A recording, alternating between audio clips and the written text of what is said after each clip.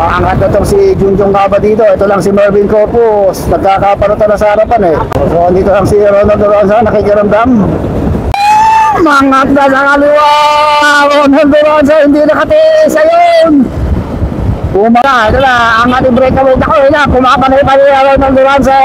Si Mervin Corpus. Dumidikit. Tumakabol itong si John Mendoz Corpus. So, ito na rimatihan dito. Ayan na rimatihan. RJ Peralta na sa harapan. Ronald Duranza nagbigay.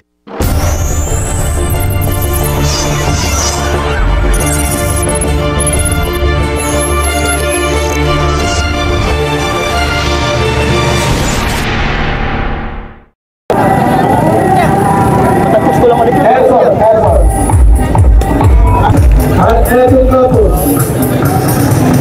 Ronald Duranza. Loro Rojas.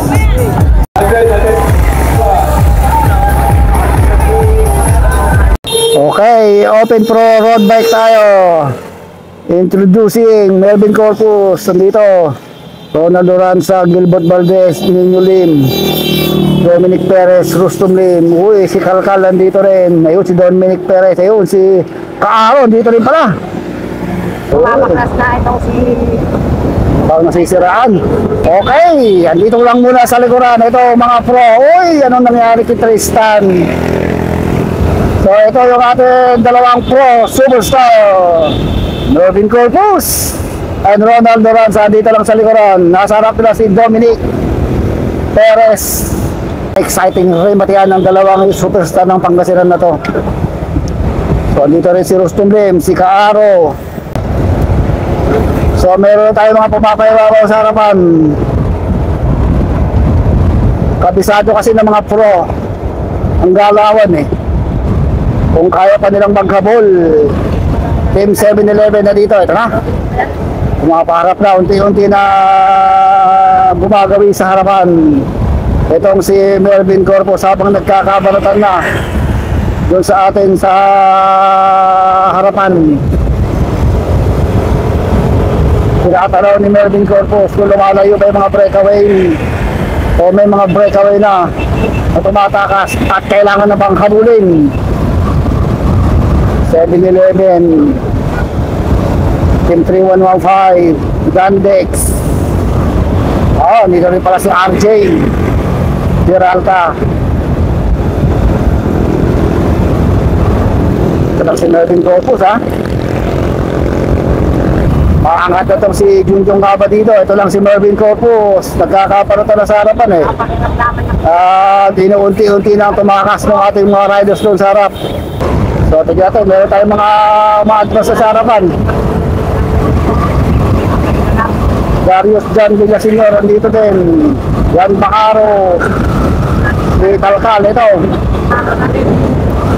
Okay, meron tayong lima agad na breakaway. Lumalamang sila ng mga 100 meters lang. Si El Joshua Carino dito isa. Si El Joshua, si Ray Diaz, Nino Lim, ay itong si Gabriel and si Kaaro Carino sa isang GoPro Gold. Okay, so madidikitan na itong ating limang breakaway. Papalapit na yung grupo. Ayun na yung ating grupo sa likod.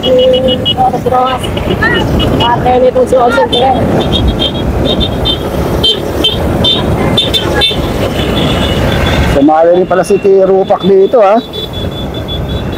So ayun na, sana si Mervin Corpus doon. Sa may bandang gitna na, and Ronald Duranza dito lang sa may likuran. So dinikit nila yung ating breakaway. Ito naman si naka-RCC, itong si Dominic Perez, Wilbert Valdez. Yung nakakulay dilaw si RJ Peralta. So nagbabalik-balik itong si Dominic Perez, Dice Puinto ng GoPro Gold dati. Ngayon ay isa ng kawal, isang sundalo na itong si Dominic Perez. So dito lang si Ronald Duranza nakikiramdam. Nasa likod na itong si Dominic. Pero si Mervin Corpus dito sa may gandang gitna. Guardiado ni Corpus, dalawang Corpus. Daniel Jos Corpus ng 7-Eleven. Mangat na yung isang 7-Eleven. Parang si Gilbert Valdez yung pumaparap na katutok sa kanya, si Lester Yelo Rosario. Ayun na, umangat na rin itong si Rustum Lim. Umakabot dun sa ating mga nagbawat na mag-breakaway. Mangat na sa kaliwa. Ronald Duranza hindi nakatiis. Ayun, umangat na si Ronald Duranza. Tignan natin kung tatakas na itong si Ronald Duranza. Umaharap na kagad itong si Ronald Duranza. So ito na si Ronald Duranza, lumamang kagad 150 meters. Ganun lang kadali, ganun lang kabilis tumakas sa peloton. Nasa harap niya Rustum Lim and Gilbert Valdez, tsaka itong si Lester Yelo Rosario. Tignan natin kung maghahabol pa yung grupo.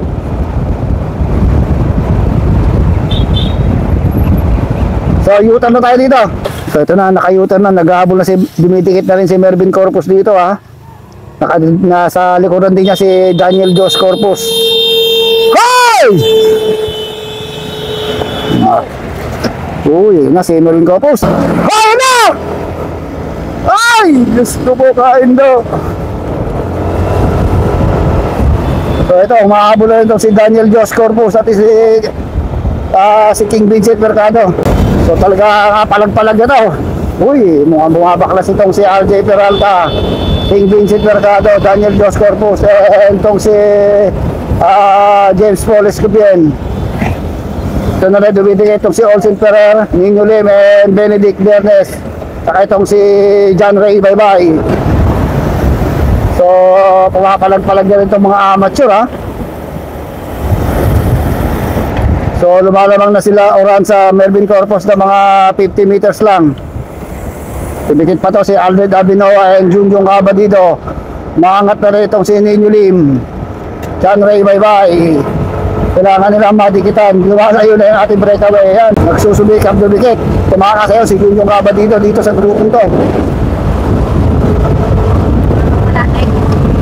So kumakawala itong si Junjong Abadido, nagsusubikap dumikit doon sa ating breakaway. Lumalayo na yung ating breakaway. Dati kumakadikit yung si Junjong Abadido. Ito na, ang ating breakaway. Ako yun na, kumakanay pa rin ako ng Duranza and si Mervin Corpus. Dumidikit, kumakabol itong si Daniel Jos Corpus. So naiiwan itong si Valdez and Rustum Lim. So balpas na itong si Ronald Duranza, Mervin Corpus and Daniel Jos Corpus. Dalawang pro at isang amateur. Ang tanong, tatagal kaya itong si Daniel Jos Corpus? Makakawisin kaya nila o sasagad? Didikit hanggang dulo dahil pumanay na naman si Mervin Corpus. Habol na naman ito si Daniel Jos. Tignan natin kung makakasabay itong si Daniel Jos Corpus. Ganyan talaga ang labanan dito ha. Talaga kuminsan nagagalit-galit sa kasama, pero yan lang yung mga teknik eh. Tignan natin kung tuluyan na lalayo itong grupo na to. Corpus versus Oranza. Parang pro na rin sumipa kasi itong si Daniel Jos Corpus eh. Lumaro na sana to sa ronda nung last, pero medyo sabi ni coach ay hindi pa hinog, kaya pinalitan muna ng mga ibang riders nila Marcelo Felipe and Rustum Lim. So lumalayo na itong ating breakaway. Ang kanilang speed 52. Daniel Jos Corpus, Mervin Corpus, and Ronald Duranza. So ito si Rustum Lim, dumidikit pa dun sa ating breakaway. Opo, kayo lang po to. So okay, so dumidikit na nga itong si Mervin Corpus, si Rustum Lim dun sa grupo. So tatlong pro versus isang amateur yung nasa breakaway natin. So mukhang pakakalasin nila itong si Daniel Jos ha. Yes. So mahirap talaga yung nag-iisa dito. Sigurado pagpapalit ng trangko itong si Daniel Jos Corpus ay hindi niya isasagad. Dahil baka maubusan, hindi makadikit hanggang dun sa dulo. At kainin na rin ng peloton. Ilang speed, 50 kilometers per hour. Breakaway. Normal breakaway pa rin. So almost 200 meters na ang nilalabang itong ating 4-man breakaway doon sa main group natin. So tingnan natin kung makakadikit pa yun. Ang kanilang speed 52, 53 kilometers per hour. 30 per hour. Napakatindi ng banat ni Melvin Corpus at Ronald Durazo. Buti nakakapit itong si Daniel Jos Corpus. Ang tanong kung tatagal naman kaya or mapapakalas nila itong si Daniel Jos Corpus.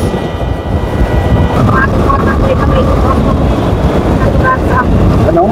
Parang ko ni Melvin Corpus. Mabilis ha. 52. Uy, mukhang pakakalasin na itong si Daniel Jos Corpus.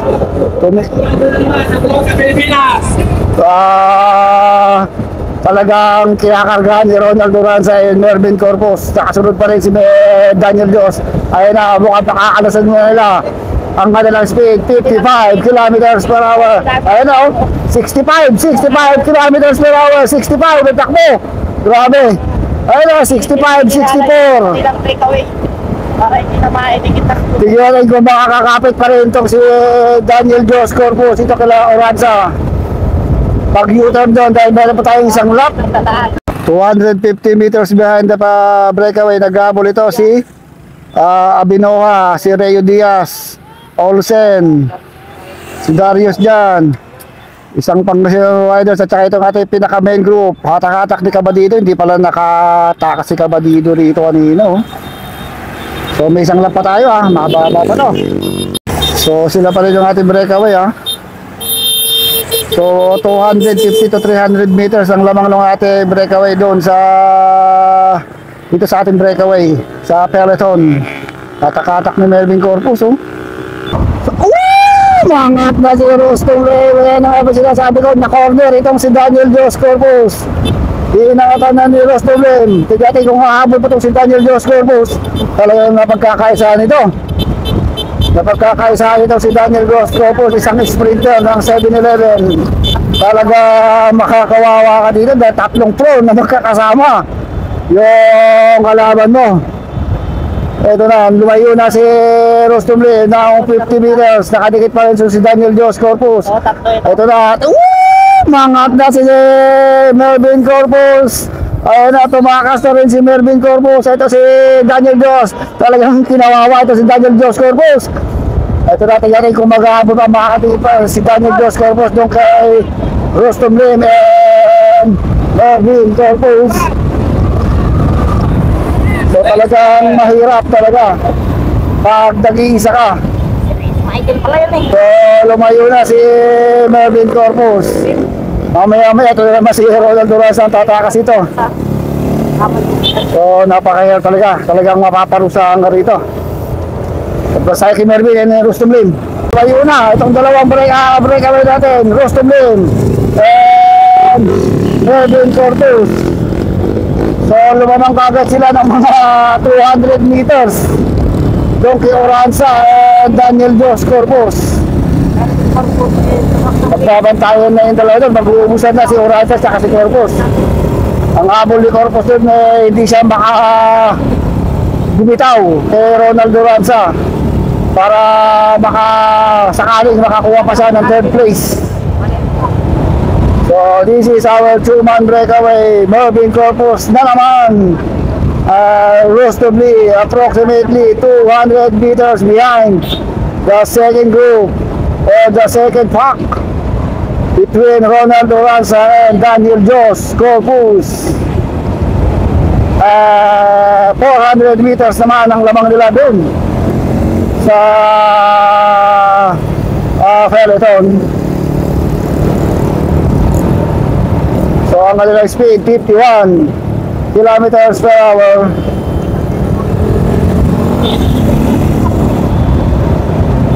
Grabe ang lakas ng dalawa na to. Talagang mahirap sabayan nagsama-sama yung mga malalakas. Walang ganong kasama yung mga 7-Eleven. Wala dito sila Russell Agapito, Renz Michael Bondok na kayang sumabay sa mga pakalasan na ganito.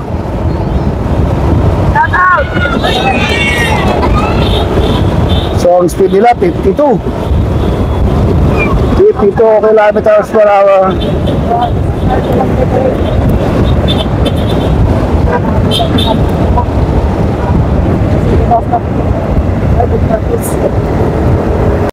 Okay, ito si Oranza tsaka si Daniel Dos. Dito kakapit na lang si Daniel Dos dito. Kailangan hindi na mapakawalan si Daniel Dos. Pag napakawalan niya pa, malalaglag pa sa third place or baka kainin pa ng grupo. Okay, ito lang yung ating main peloton. 200 meters lang ang lamang ni Daniel Dos Corpus and Ronald Oranza rito So posibleng madikitan pa nila si Oranza tsaka si Corpus. Hoy! So ito yung ating main peloton. Bacaro, Bernes, Reo Diaz, Dominic Perez, RJ Peralta, Dennis Villasing, Darius Villasing, Junjong Cabadido. So walang makatakas dito pero titignan ko kung madidikitan nila si Oranza at si Daniel Dos Corpus Alam na alam ni Oranza yung galawan kapag dinikit ito sila ng grupo makakasure na sila. Uy, wala sa tumakas na si Oranza. Tumakas na si Ronald Oranza. Tinakasan niya na si Daniel Dos Corpus. Si Kaaro dito lang sa may gitna.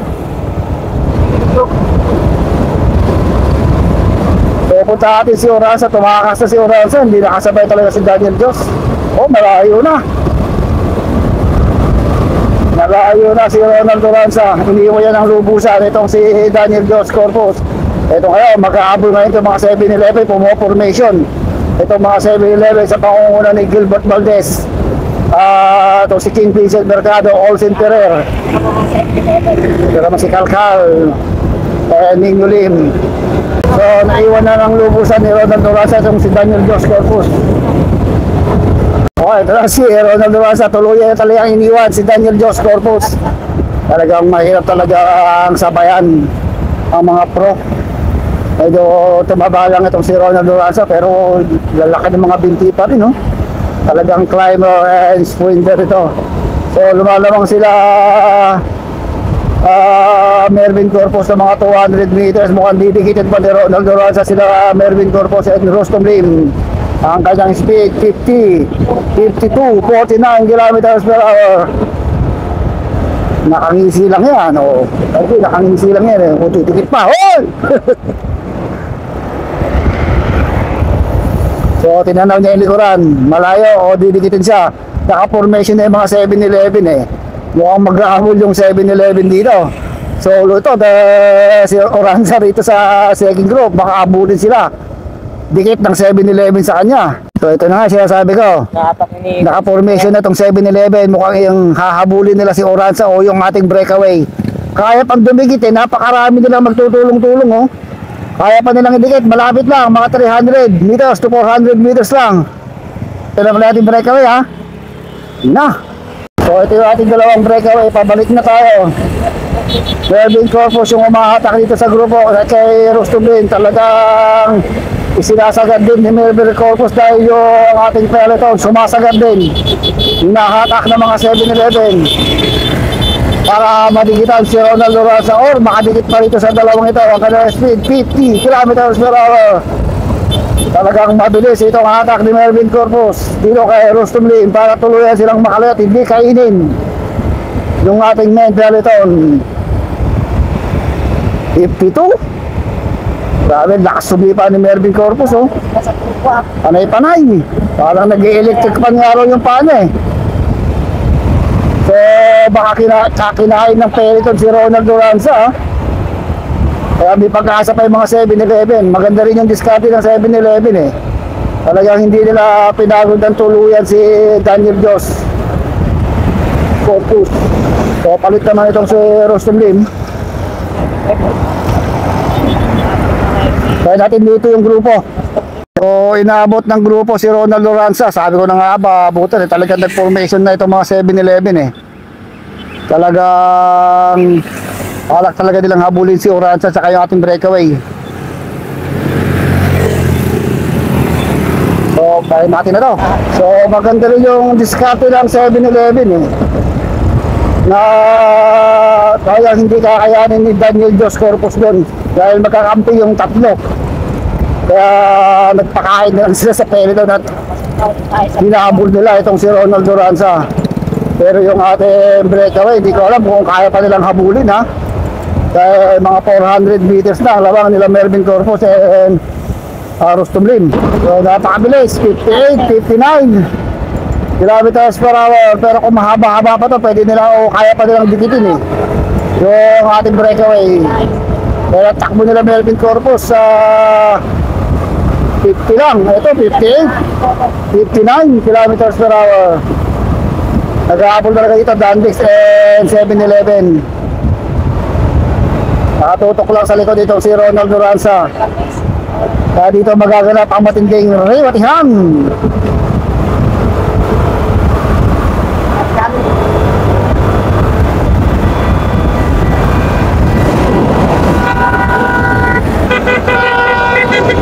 Okay, talagang 7-Eleven yung umahatak dito Dito rin pala si Kalkal, si Daniel Jos, si El Joshua Carino, si Bacaro. Uy, mukhang nasisiraan. Pakapulo tayo sa breakaway So walang nagaganap dito kung dahil naka-maintain lang sila ng takbuhan, kaya kapulo tayo sa breakaway. So wala, talagang napakalayo na. 400 to 500 meters na ang lawangan ni Rustum Lim and Melvin Corpus. So talagang dapat mo nang isuko ang bataan pag ito nakalayo dahil palapit na tayo sa finish line. Pagbalik ito, rimatihan na. Meron na tayo nalalabing mga 2 kilometers to the finish line. Sino na lang, talong na lang dito kung sino ang kukuha. Kung magkakarimatihan dapat ang dalawang ito, magpapakitang lakas din kaya itong si Rustum Lim dito kay Melvin Corpus. Doon sa likuran magaganap ang matinding rimatihan. Kaya doon tayo po-focus sa grupo sa likod dahil doon talaga magaganap ang rimatihan. So ito yung ating main group. Walang galaw Talagang band sprint rimatihan sila dito. Okay, ito natin 2-man breakaway. Last 1.2 kilometers to the finish line. Okay, last 500 meters to the finish line. Rustum Lim pa rin yung nasa harapan. Pumapatak na ang ulan. So dito hindi magagalap dito ang matinding rimatihan. Doon tayo sa peloton. Sigurado doon magagalap ang isang lupit na rimatihan. Sigurado magkakabigayan doon ito. Rustum Lim pa rin habang papalapit sa finish line. Papalakas ang ulan. Tingnan natin kung aabutan pa tayo ng ulan. Wala na akong makita. Last 300 meters to the finish line. Rustum Lim pa rin nasa harap. And Melvin Corpus. Si Melvin Corpus kaya si Rustum Lim ang kukuha dito. Yan last 200 meters to the finish line. Doon magaganap sa likuran ang matinding rimatihan. Eto na, wag na kayong kukurap, wag na kayong pipikit. Huminga na kayo ng mga dahil sigurado. Ay, hindi ako sure kung sigurado nga. So, congrats dito sa dalawang magkumpare. Rustum Lim na ibinigay na ni Melvin Corpus.